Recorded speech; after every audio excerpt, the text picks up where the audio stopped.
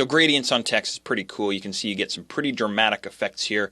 And if you're unsure about working with gradients, you know what? Look at other people's work and look at movie posters, look at magazine covers, and you'll get some ideas of where you might decide to use this. In fact, the next topic that I wanted to show you is working with gradients on strokes. But before I do that, I think I'm going to make a quick adjustment to my text here because I want to make this look just a little bit more dramatic. And this isn't necessarily related to gradients, but I'm going to grab my black arrow tool and I'll highlight each of my letters here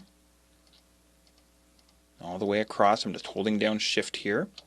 And what I'm going to do is I'm going to use a white stroke on my text rather than a black stroke. So I get something like this. And maybe what I'll do is crank up my stroke weight just a little bit. So now I have something like that happening. Maybe that was just a little bit too much.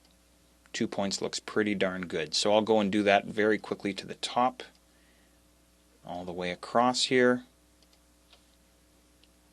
2 points.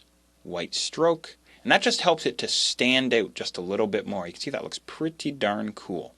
Alright, back to our regularly scheduled task here of putting a gradient onto a stroke.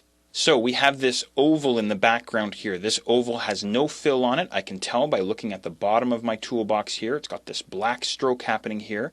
As a matter of fact, you've already seen how to put a gradient on a stroke way back in lesson 2. What we have to do is take this stroke and convert it to a fill. Now, do you remember how to do that? We have to go up to the Object menu and down to Path and then Outline Stroke. And what that does is that converts it from the stroke to a fill. Take a look at the bottom of your toolbox and you'll see exactly what just happened there. So now we have this object here which has no stroke and a fill of black. So rather than a fill of black, I'm going to use my little gradient swatch here down at the bottom of my toolbar here. Now I have this effect happening. I think what I'll do is I'll go back to my gradient tool here, and starting at the bottom, I will drag all the way up towards the top of my oval to get this kind of an effect here. Control click away to deselect.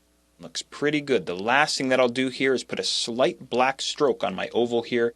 So I'll make sure that my stroke is on top in my toolbox, and then over to the black in my swatches palette, and maybe I'll bump up my stroke just a little bit just so that it matches in with my text there. So there it is. There's how to work with gradients on text and a variety of different objects and how to make a rotten tomato look even more rotten.